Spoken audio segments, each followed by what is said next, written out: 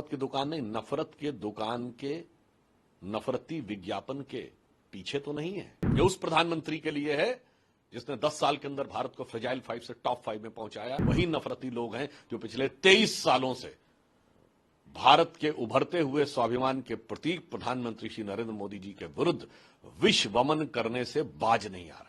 राष्ट्रवाद के महामेरु पर वार बहुत ही हल्का है, क्योंकि भारत विरोधी ताकतों में अब मचा हुआ तहलका है।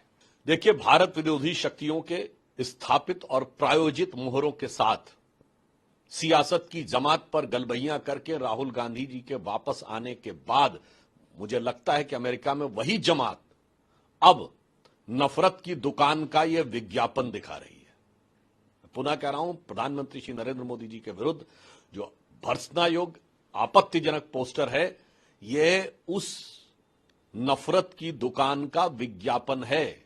और यह संदेह हर भारतीय के मन में गहरा हो रहा है कि जिन लोगों ने भारत विरोधी शक्तियों के साथ कांग्रेस के नेता राहुल गांधी जी की मुलाकातें करवाई और समर्थन दिलवाया, जो स्थापित रूप से घोषित रूप से भारत के शत्रु हैं, उनसे समर्थन दिलवाया, क्या वही जमात इस समय मोदी जी के विरुद्ध इस नफरती विज्ञापन, मोहब्बत की दुकान नहीं, नफरत के दुकान के नफरती विज्ञापन के पीछे तो नहीं है?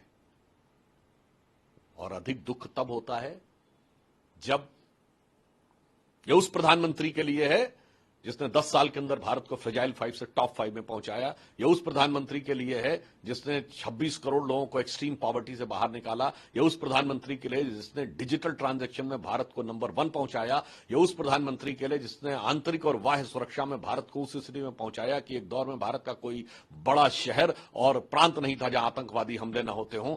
वहां से स्थिति को सुधार कर इस परिस्थिति में लाए, और उसके बाद तो भारत के इकलौते प्रधानमंत्री हैं जिसे मॉर्निंग कंसल्टेंट ने लगातार विश्व के सबसे लोकप्रिय नेता के रूप में माना। और अभी हाल ही में आपने देखा कि विश्व के इकलौते राष्ट्राध्यक्ष हैं जो रशिया के राष्ट्रपति व्लादिमीर पुतिन और यूक्रेन के राष्ट्रपति जेलेंस्की दोनों के साथ गले मिलते हुए दिखाई पड़ रहे हैं। यह कूटनीतिक क्षमता दुनिया में किसी के भी पास नहीं है। मगर अफसोस की बात यह है कि वही नफरती लोग हैं जो पिछले 23 सालों से भारत के उभरते हुए स्वाभिमान के प्रतीक प्रधानमंत्री श्री नरेंद्र मोदी जी के विरुद्ध विश्व वमन करने से बाज नहीं आ रहे। तो इनके लिए मैं एक पंक्ति में कहना चाहूंगा कि शक तो पैदा होता है, चाहे वही अंकल सैम होंगे या कोई भी होंगे, जो भी उनके साथी होंगे, उनके लिए एक पंक्ति में कहना चाहूंगा कि आज मोदी जी भारतीय राष्ट्र, भारतीय राष्ट्रवाद और जन जन के मन में भारत के स्वाभिमान की उभरती हुई आकांक्षाओं के मेरु पर्वत है। हमारी प्राचीन संस्कृति में मेरु पर्वत कहा जाता था, जो बड़ा पवित्र पर्वत माना जाता है, बड़ा प्रसिद्ध पर्वत माना जाता है। तो एक पंक्ति कहना चाहूंगा इस नफरती दुकान के विज्ञापन के लिए कि राष्ट्रवाद के महामेरु पर वार बहुत ही हल्का है। राष्ट्रवाद के महामेरु पर वार बहुत ही